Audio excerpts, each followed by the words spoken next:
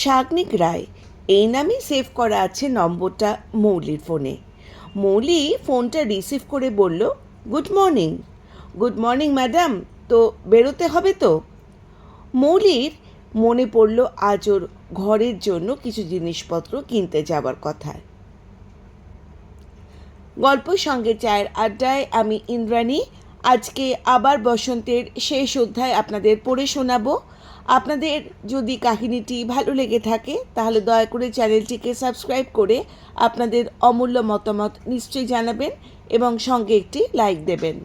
শুরু করছি আজকের গল্প, আবার বসন্তের শেষ ভাগ।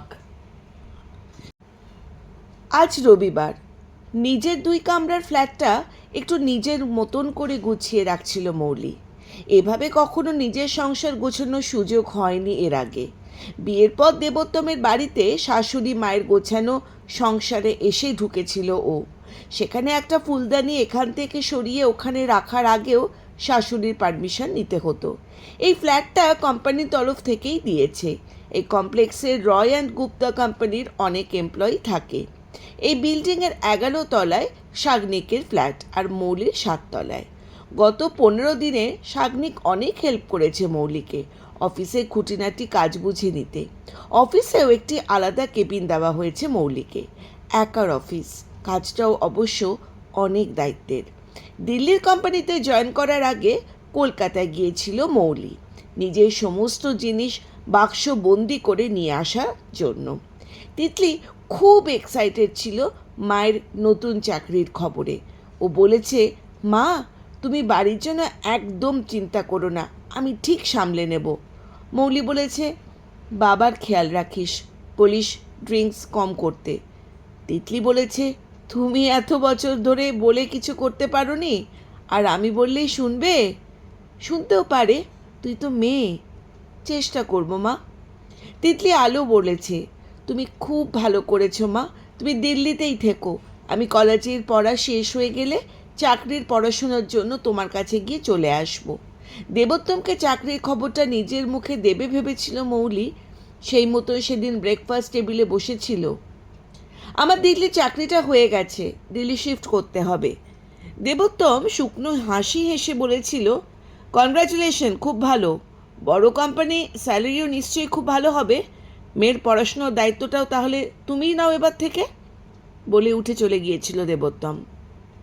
হঠাৎ ফোনটা বেজে উঠতেই চিন্তার জাল ছিঁড়ে বাস্তবে ফিরল মৌলি। শাগনিক রায় এই নামেই সেভ করা আছে নম্বরটা মৌলির ফোনে। মৌলি ফোনটা রিসিভ করে বলল, good morning. Good morning madam, তা বেরোতে হবে তো? মৌলির মনে পড়ল আজও ঘরের জন্য কিছু জিনিস কিনতে যাওয়ার কথা। একদিন কথায় কথায় শাগনিককে মার্কেট আর দোকানের ব্যাপারে জিনিস কিনতে গিয়ে বলেছিল ও সাথে গিয়ে দোকান দেখিয়ে দেবে, আর ওর কাছে গাড়িও রয়েছে, ফলে জিনিসপত্র আনতে সুবিধা হবে। মৌলি বলল, আচ্ছা। ব্রেকফাস্ট হয়ে গেছে? না। একটা কাজ কর, রেডি হয়ে আমার ফ্ল্যাটে চলে আয়, আমি ব্রেকফাস্ট বানাচ্ছি, এখান থেকে খেয়ে বেরিয়ে পড়ব। মৌলি বলল, ওকে, যাচ্ছি। স্যান্ডউইচে কামড় দিয়ে মৌলি বলল, এত ভালো চিজ মাশরুম স্যান্ডউইচ কোথা থেকে শিখলে গো বানানো? শাগনিক এসে বলল, প্রায় 10 বছর আমেরিকা থেকে এলাম, সব শিখে গেছি। এমন সব আমেরিকান ডিশ রান্না করব না, বুঝতেই পারবি না আমি ইঞ্জিনিয়ার নাকি কোনো 5 স্টার হোটেলের শেফ। তাই নাকি? তাহলে তো খেতে হবে একদিন। Always welcome. তুমি কি কলেজ থেকে বেরিয়েই আমেরিকায় চলে গিয়েছিলে? না রে, 1 বছর চাকরি করলাম সল্টলেকের একটা কোম্পানিতে, তারপরেই আমেরিকার অফারটা পেয়ে গেলাম। তোমার ফ্যামিলি? আর ফ্যামিলি, আমেরিকায় গিয়ে এক ফিরিঙ্গির প্রেমে পড়লাম, চুকিয়ে প্রেম করলাম, লিভিনও করলাম। ওরা তো আবার বিয়ে টিয়ে ধার ধারে না। এর মধ্যে বাবা চলে গেল, মা একদম একা হয়ে গেল। এমিলিকে বললাম, চলো ইন্ডিয়া শিফট করি। রাজি হলো না। আমি দোনামনা করে ওর সাথেই থেকে গেলাম, কিন্তু তার বছর 2 আগে মায়ের ক্যান্সার ধরা পড়ল। ওকে আবার বললাম ইন্ডিয়া শিফট করতে, রাজি হলো না। তাই একাই ফিরে এলাম। এই 1 বছর ধরে একাই রয়েছি। 1 বছর আগে মাও চলে গেল, তাই এখন একদম একা। ফিরে গেলে না কেন এমিলির কাছে? ধুর, কোনো বন্ডিংই ছিল না, জাস্ট সঙ্গ দেওয়া। নে চল তাড়াতাড়ি বেরিয়ে পড়ি, অনেকগুলো দোকানে যেতে হবে। দিল্লির রাস্তাঘাটে প্রচণ্ড ট্রাফিক, রাস্তা পার হওয়া যায় না প্রায় হেঁটে। দোকানের সামনে রাস্তা পার হতে গিয়ে বারবার পিছিয়ে পড়ছিল মৌলি। শাগনিক ওর হাতটা ধরে দৌড়ে পার হয়ে গেল ভিড় রাস্তাটা। হঠাৎ একটা ভালো লাগায় চোখে জল এসে গেল মৌলির। এভাবে তো বহুদিন মৌলির কেয়ার করেনি কেউ। শাগনিক অনেকগুলো দোকান ঘুরে সমস্ত প্রয়োজনীয় জিনিস কিনে দিল মৌনিকে। তারপর ফেরার পথে গাড়ি থামলো একটা আইসক্রিম পার্লারে। মৌলি জিজ্ঞাসা করলো, কি হলো? আরে তুই তো আমার শহরে এলি, আর তোকে দিল্লির ফেমাস আইসক্রিম খাওয়াবো না, তা কি কখনো হয়? তাই নাকি? ইয়েস ম্যাডাম, নেমে আসুন। কোন ফ্লেভার? বাচ্চা মেয়ের মতন প্রাণ খোলা হাসি হেসে মৌলি বলল, বাটারস্কচ। ও, তাহলেও একই ব্যাপার, সেম চয়েস। দুজনে তাড়িয়ে তাড়িয়ে এনজয় করলো বাটারস্কচের ফ্লেভার। মৌলি মনে করতে লাগলো শেষেও কবে দেবোত্তমের সাথে রাস্তায় দাঁড়িয়ে ফুচকা বা আইসক্রিম খেয়েছে। না, মনে করতে পারলো না। 6 মাস আগে হয়ে গেল মৌলি দিল্লির অফিসে চাকরি করছে। এর মধ্যে তিতলির সঙ্গে প্রায় রোজই কথা হয়েছে, কিন্তু দেবোত্তম একবারও ফোন করেনি। মাসখানেক আগে মৌলি একদিন ফোন করেছিল ওকে, রেগুলার কিছু কথাবার্তার জন্য। শরীর কেমন? কাজের লোক আসছে তো? তিতলির অ্যাকাউন্টে টাকাটা পাঠিয়েছি। ব্যাস এইটুকুই। তুমি কেমন আছো কিংবা বাড়ি কবে আসবে এমন কিছুই জিজ্ঞাসা করেনি দেবোত্তম। মৌলিও বুঝেছে দেবোত্তম ভালোই আছে মৌলিকে ছাড়া। ধীরে ধীরে মৌলি এটাও বুঝতে পারছে দেবোত্তমের থেকে ও যত সরে যাচ্ছে ততই যেন ও শাগনিকের ওপর নির্ভরশীল হয়ে পড়ছে। এই 6 মাসে মৌলি দেখেছে শাগনিক ওকে আগলে রেখেছে সর্বক্ষণ, অফিসে হোক বা বাইরে। অফিসের কাজে কোথাও কোনো ভুল হলে অন্যদের নজরে আসার আগে মৌলিকে সাবধান করে শাগনিক। অফিসের বাইরেও সবসময় মৌলির সুযোগ সুবিধার দিকে খেয়াল রাখে, ছোট ছোট ভালো লাগা, ছোট ছোট আবদারগুলোকে গুরুত্ব দেয়।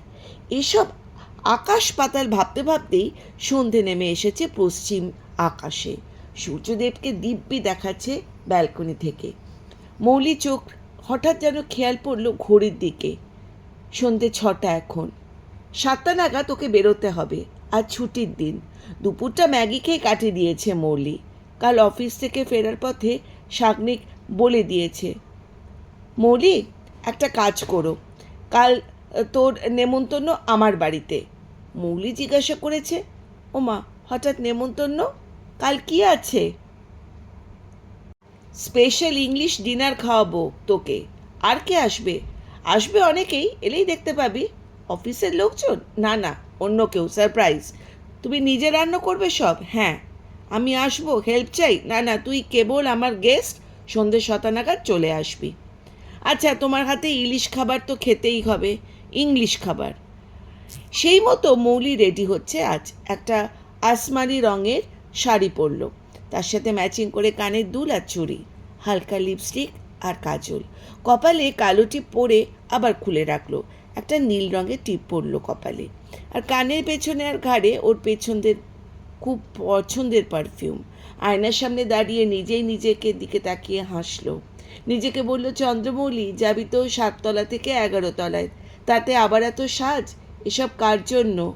বয়স তো কম হলো না। এসব ভাবতে ভাবতেই দরজা লক করে বেরিয়ে গেল মৌলি। শাগনিকের ফ্ল্যাটে বেল বাজাতে শাগনিক দরজা খুলে মৌলিকে দেখে বোধহয় একটু অবাকই হলো।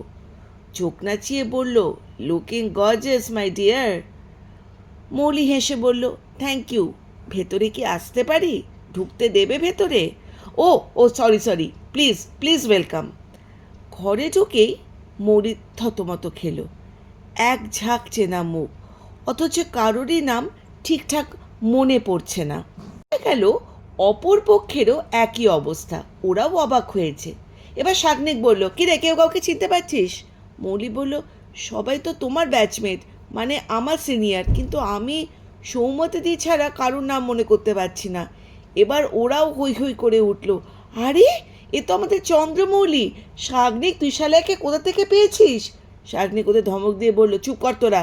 তারপর মৌলির দিকে ফিরে বল, এবার তোর র্যাগিং হবে কিন্তু। আমি নাম বলছি পরপর, মনে রাখবি। তোকে রিপিট করতে হবে। শরণ্য, অভিক, সৌভিক, দীপ্ত, রৌনক, সৌমিতা। মৌলি 1 মিনিট আউড়ে নিয়ে ফটাফট করে বলে ফেলল নামগুলো। সবাই বলে উঠল, আরে বাস, পাস পাস। ওরা সবাই গোল হয়ে বসেছে, সন্ধ্যের হাতে, সবার হাতে হার্ড ড্রিঙ্কস, শুধু মৌলি আর শাগনিকের হাতে সফট ড্রিঙ্কস। অভিক বলল, শাগনিক তুই আবার কবে থেকে সফট ড্রিঙ্কস ধরলি? আরে বলিস না, মা যাবার আগে না খুব করে বলে গেল ও সব না খেতে। ওহো। শাগনিক মৌলির দিকে তাকিয়ে বলল, আমি দিল্লি শিফট করার পরে এই গাধাগুলোকে খুঁজে বার করি।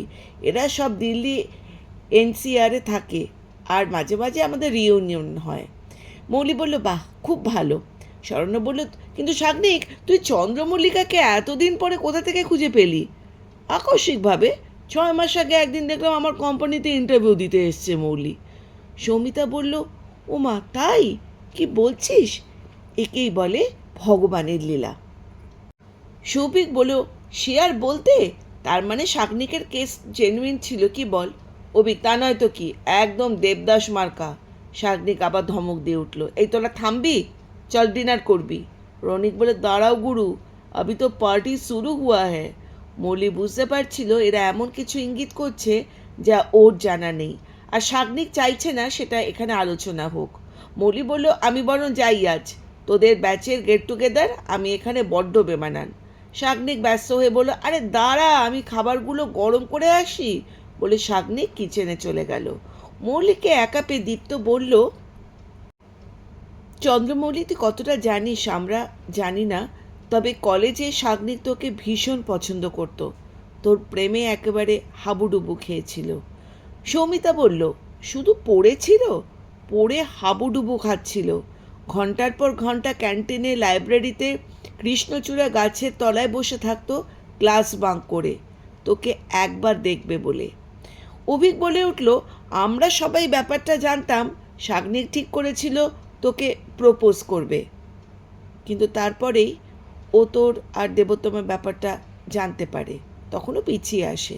তখন শাগনিকের খুব খারাপ অবস্থা ছিল, গ্যালন গ্যালন মদ খেয়ে পড়ে থাকতো, সেই সেমিস্টার সাপ্লি পেল ও। তারপর আস্তে আস্তে আমরা সবাই মিলে বোঝালাম, তখনও বলতো এখানে আর থাকবো না, দেশ ছেড়ে চলে যাব। আর আজ দেখ নিয়তির কি খেলা, সেই দুজনেরই আবার দেখা হলো। চন্দ্রমৌলি এতক্ষণ চুপচাপ করে সব কিছু শুনছিল। ওর ভেতরে শুরু হয়েছিল সমুদ্রের ঢেউ, উথাল পাথাল হচ্ছিল ওর মনের প্রতিটি খাঁজ। ওর উপস্থিতিতে কলেজের ওই দিনগুলিতে এত কিছু ঘটেছিল, অথচ ও খুনাক্ষরেও টের পায়নি। যদি টের পেত, তবে কি অন্যরকম হতে পারত ওর এই জীবনটা? হঠাৎ অভিকের প্রশ্নে সম্মিত ফিরল মৌলির। অভিক বলল, চন্দ্রমৌলি তুই দেবোত্তমকে বিয়ে করেছিস তো? মৌলি হালকা হেসে বলল, হ্যাঁ। অভিক বলল, যাক, তোদের ভালোবাসাটা অন্তত পরিণতি পেয়েছে। মৌলি ম্লান মুখে বলল, সেই। এর মধ্যে শাগনিক খাবার নিয়ে ঢুকলো। সৌমিতে আর মৌলি এগিয়ে গেল বাকি সবাইকে খাবার দিতে। বাকি সময়টা কেউ আর মৌলির ব্যাপার শাগনিকের ব্যাপারে কোনো কথা তুলল না। খাওয়া দাওয়া গল্প চলল অনেক রাত অবধি। তারপর একের পর একে সবাই চলে গেল। মৌলি গম্ভীর, শাগনি স্বাভাবিক। মৌলি ভাবছিল শাগনিক কি শোনেনি বাকিরা কি বলে গেল আজ মৌলিকে, নাকি এগুলো শোনানোর জন্যই আজ ডেকেছিল শাগনিক ওকে। শাগনিক বলল, মৌলি এবার তুই যা, কাল অফিস আছে। এসব বাসন খাবার দাবার ছড়ানো আমি হেল্প করি? দরকার হবে না, সব ডিশ ওয়াশারে ঢুকিয়ে দেবো। ঠিক আছে, আমি ঢুকিয়ে দিচ্ছি, বলে মৌলি প্লেটগুলো তুলছিল। তখনই শাগনিক এসে হাত চেপে ধরে বলল, রাখ, আজ তুই আমার গেস্ট। কেন ডেকেছিলে আজ আমাকে? শাগনিক অবাক হয়ে তাকালো মৌলির দিকে। কেন, তোর ভালো লাগেনি? আমি ভাবলাম এতদিন পর চেনা লোকজন তোকে দেখে তোরও ভালো লাগবে। তুমি কলেজ থাকতে আমাকে কেন বললে না? বললাম না মানে? কি বললাম না? যা ওরা বলে গেল। কি বললে না কেন? আরে ধুর, ওরা ফালতু ইয়ার্কি মারছিল। সত্যি? তা নয় তো কি, জানিস তো ইঞ্জিনিয়ারিং কলেজের ছেলে মেয়েদের। শাগনিক, তুমি আমায় ছুঁয়ে আছো, কিন্তু আমায় ছুঁয়ে মিথ্যে বলবে? হাতটা এক ঝটকায় সরিয়ে নিল শাগনিক। এবার মৌলি আর ধরে রাখতে পারল না নিজেকে। শাগনিকের জামাটা টেনে ধরে বলল, শাগনিক, তুমি সেদিন একবার যদি আমাকে বলতে পারতে তাহলে তো আমার জীবনটা এরকম হতো না। তুই তো দেবন্তমকে ভালোবাসতিস, কি করে বলতাম তখন? কাতর কণ্ঠে মৌলি বলে উঠলে, একবার তো বলতে পারতে, হয়তো তাহলে আমিও দেবোত্তমকে বিয়ে করার আগে একবারটি ভাবতাম। এসব কি বলছিস তুই? তুই তুই সুখী নস দেবোত্তমের সঙ্গে? এবার কান্নায় ভেঙে পড়ল মৌলি। সুখ কাকে বলে শাগনিক? অনেক টাকা থাকাকে সুখ বলে? পাশাপাশি শুয়ে থাকাকে সুখ বলে? ঘুরতে গিয়ে হোটেলের ঘরে চুপচাপ বসে থাকাকে সুখ বলে? যদি এগুলি সুখ হয় তাহলে হ্যাঁ, আমি খুব সুখী। কিন্তু এটাও সত্যি, গত 10 বছরে দেবোত্তম কোনোদিন আমার হাতে হাত পর্যন্ত রাখিনি, কোনোদিন আমাকে ভালোবেসে জড়িয়ে ধরেনি, কোনোদিন আমার সাথে বসে সূর্য অস্ত পর্যন্ত দেখেনি, কোনোদিন আমার সাথে রাস্তায় দাঁড়িয়ে আইসক্রিমও পর্যন্ত খায়নি। আর আর কথা বলতে পারছিল না মৌলি। শাগনিক ওর কাঁধ ধরে সোফায় বসিয়ে দিল, গ্লাসে জল ঢেলে এগিয়ে দিল ওর দিকে। মুখের ওপর ছড়িয়ে থাকা এলোমেলো চুলগুলো দিয়ে কানের পেছনে গুজে দিল। তারপর বলল, মৌলি, মৌলি শান্ত হ। আমি একদিন তোকে ভালোবাসতাম। আজ সময়ের সাথে সে ভালোবাসা ফিকে হয়ে গেলেও তুই আজও আমার কাছে স্পেশাল। আমি চাই তুই ভালো থাক। তোর বুদ্ধি বিবেচনার ওপর আমার সম্পূর্ণ আস্থা আছে। তুই তোর ভালো থাকার পথটা নিজেই বেছে নিবি।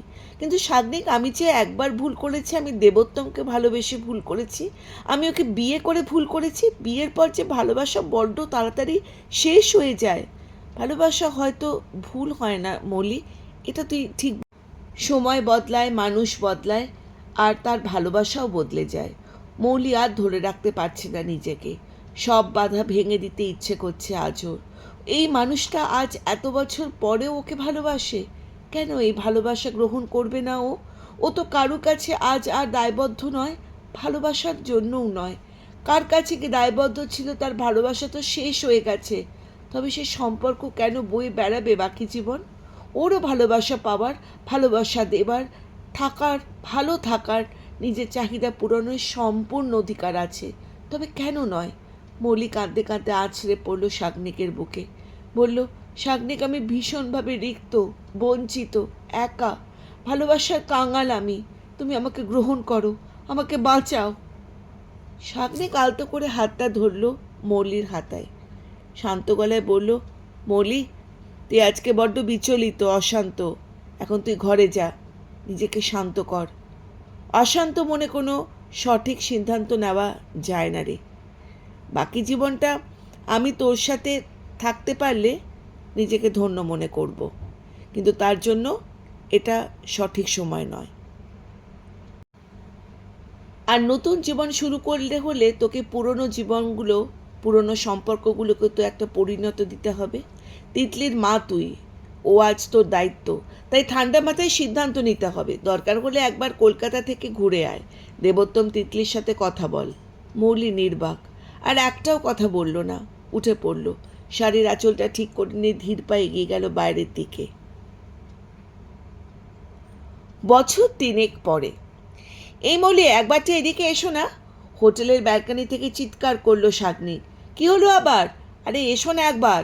মৌলি জানে যেতেই হবে, না হলে থামবার পাত্র না শাগনিক। মৌলি ব্যালকনিতে যেতেই ওর পেছন থেকে জড়িয়ে ধরল শাগনিক। তারপর তার ডান হাতটা তুলে দূরের দিকে নির্দেশ করলো। একটা কৃষ্ণচূড়া গাছে লাল ফুল ভরে রয়েছে। শাগনিক বলল, আমার প্রিয় কৃষ্ণচূড়া। আর তোরও প্রিয় কৃষ্ণচূড়া। মৌলি অবাক হয়ে জিজ্ঞাসা করলো, তুমি কি করে জানলে? শাগনিক বলল, ঘন্টার পর ঘন্টা কলেজে কৃষ্ণচূড়া গাছের নিচে অপেক্ষা করতাম, জানতাম তুই এই পথ দিয়েই ফিরবি, আর ফেরার পথে নিচু হয়ে কুড়িয়ে নেবে কিছু লাল ফুল। মৌলি হাসলো, ওর চোখ দুটো কেমন যেন ভেজা ভেজা লাগলো। তারপর বলল, তাড়াতাড়ি ধুতি পাঞ্জাবিটা পরে নাও, এবার যে বিয়ের লগ্ন পেরিয়ে যাবে। তুমি রেডি? তাই তো হচ্ছিলাম, তুমি হতে দিচ্ছ কই? এখন শাড়ি পরাটা বাকি। ওহো, সরি, সাজো সাজো, সাত বিটিয়ে সাজো। আজ তোমার জীবনে বড় একটা দিন। কিছু সাহায্য করতে পারলে বলো, শাড়ি পরার সময় ডেকো কুচিটা ধরে নেব। আচ্ছা মশাই, এবার চলুন, তৈরি হতে দিন। মণ্ডপে পৌঁছানোর পথে দোকান থেকে বরমালা নিয়ে যেতে হবে, অর্ডার দেওয়া রয়েছে। হ্যাঁ হ্যাঁ, চলো চলো। মণ্ডপের কাছে পৌঁছতেই পুরোহিতের কাছে গিয়ে মালা দুটো রেখে দিল মৌলি। মণ্ডপের বাইরে এসে দেখলো শাগনিক আর দেবোত্তম কথা বলছে। দেখে মনে করছে কলেজের এক সিনিয়রের সাথে তার প্রিয় জুনিয়রের অনেক দিন পর দেখা হয়েছে। খুব হেসে কলেজের দিনগুলো স্মৃতিচারণ করছে দুজন। মৌলি তখনই সামনে গেল না, অপেক্ষা করলো কিছুক্ষণ। ওদের দুজনকে দেখে গত 3 বছরের স্মৃতিগুলো হুড়মুড় করে এসে যেন ঘিরে ধরল মৌলিকে। সেই রাতে শাগনিকের ফ্ল্যাটের থেকে বেরিয়ে গেল নিজের ফ্ল্যাটের দিকে মৌলি। সারা রাত ঘুমোতে পারেনি সেই রাতে, শুধু ভেবেছে আর ভেবেই গেছে। সে রাতে মৌলি ওর প্রতি শাগনিকের ভালোবাসার কথা জানতে পেরে এতটাই দুর্বল হয়ে পড়েছিল যে ও নিজেকে সম্পূর্ণভাবে সমর্পণ করে দিতে চেয়েছিল শাগনিকের কাছে। ইচ্ছে করলে শাগনিক সেই রাতে সুযোগ নিতে পারত, মৌলিকে গ্রহণও করতে পারত, কিন্তু শাগনিক সেদিন হঠকারিতা করেনি, সুযোগও নেয়নি। মৌলিকে শান্ত হতে বলেছে বারবার। এতে শাগনিকের প্রতি মৌলির শ্রদ্ধা আর বিশ্বাস অনেকটাই বেড়ে গিয়েছিল সেদিন। পরে ধীরে ধীরে মৌলির এই শ্রদ্ধা বিশ্বাস ভালোবাসায় পরিণত হয়। তারপর একদিন মৌলি কলকাতায় আসে, দেবোত্তমকে জানায় ও দেবোত্তমের সাথে সম্পর্কটা শেষ করে দিয়ে মিউচুয়াল ডিভোর্স চায়। দেবোত্তম শুধু জিজ্ঞাসা করেছিল, তুমি ঘোরপোষ চাও? মৌলি কাপা গলায় বলেছিল না।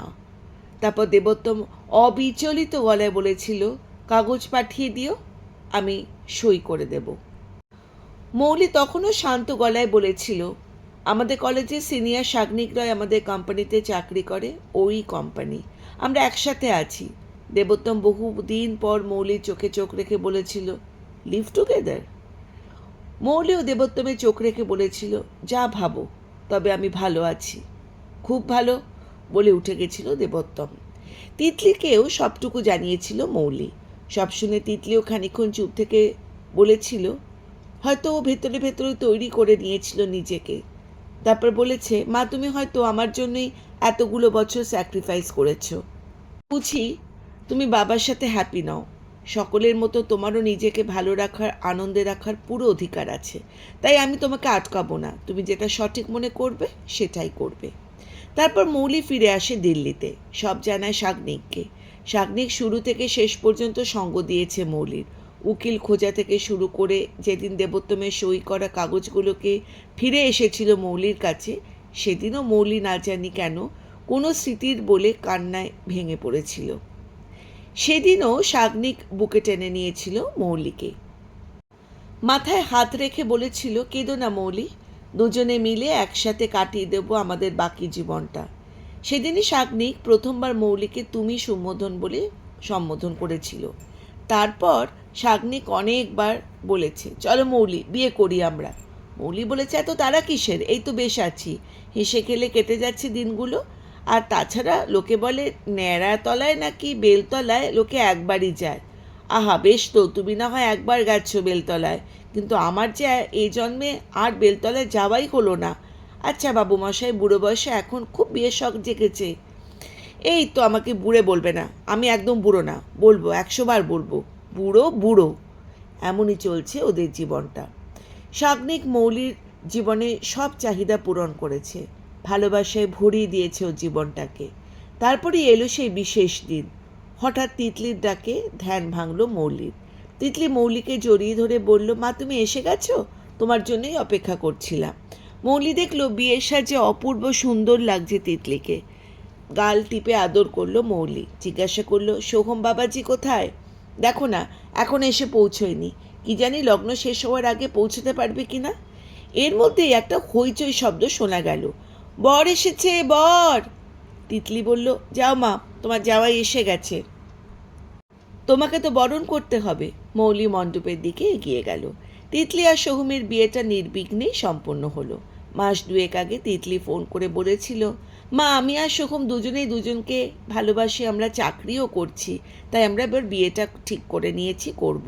শাগনিক আঙ্কেলকে চলে আসতে বলবে কলকাতায়, আর মেয়ের বিয়েতে কিন্তু তুমি উপস্থিত থাকবে। তিতলি আর সোহমকে আশীর্বাদের জন্যই চলে আসা হলো কলকাতায়। রাতে বিয়ের সব কাজ শেষ করে যে যার রুমে ফিরে গেছে। মৌলি আয়নার সামনে দাঁড়িয়ে কানের দুলটা খুলছিল। শাগনিক মৌলির পেছনে দাঁড়িয়ে আয়নার মৌলির দিকে অপলক দৃষ্টিতে তাকিয়ে বলল মন্ত্রমুগ্ধের মতন, মৌলি বুড়ো নাচিয়ে বলল, কি হলো, ভূত দেখলে নাকি? না, অপ্সরা। ধুর, কি যে বলো। আরে সত্যি মৌলি। আচ্ছা, তুমি কি চাও আমার হার্ট অ্যাটাক হোক? কি যা তা বলছো। তোমাকে আজ ভীষণ সুন্দর লাগছিল, ঠিক সেই কলেজে কৃষ্ণচূড়া ফুল তুলোতে গিয়ে চন্দ্রমৌলির মতন। কি যে বলো, ভুলে যেও না, আজ আমার মেয়ের বিয়ে হলো। সে হোক, সে আমার কলেজের মৌলিই রয়ে গেছে। না হয়েছে, তাড়াতাড়ি শুয়ে পড়ো, কাল সকাল সকাল তিতলিরা ফিরে যাবে। এবার শাকনিক মৌলির অপর কানের দুলটা নিজের হাতে খুলে টেবিলে রাখলো। তারপরে মৌলির খোলা চুলে মুখ গুজে আদরে গলায় বলল, শাকনিক, কিন্তু আজ তুমি আমাকে ফিরিয়ে দিও না মৌলি। আমি আজ আবার নতুন করে তোমার প্রেমে পড়েছি। আগের বার বলতে পারিনি, এবার কিন্তু চিৎকার করে বলবো। আমি তোমাকে খুব ভালোবাসি মৌলি, খুব খুব খুব ভালোবাসি। আর একবার ফিরে পাবার বসন্তের ভালোবাসাকে ফিরিয়ে দেওয়ার সাধ্য মৌলিও ছিল না। তাই মৌলি চোখ বন্ধ করে নিজেকে বিলীন করে দিল। আজ ওরা দুজনে একসাথে ডুবে গেল প্রেমের অনন্ত জোয়ারে। আবার বসন্ত কাহিনীটি এখানেই শেষ হলো। আপনারা যারা গল্পটি পুরোটা শুনলেন, যদি আপনাদের ভালো লেগে থাকে তাহলে চ্যানেলটিকে সাবস্ক্রাইব করে আপনাদের অমূল্য মতামত জানাবেন এবং একটু লাইক দেবেন। সঙ্গে থাকুন, দেখতে থাকুন গল্প সঙ্গে চায়ের আড্ডায়। ধন্যবাদ।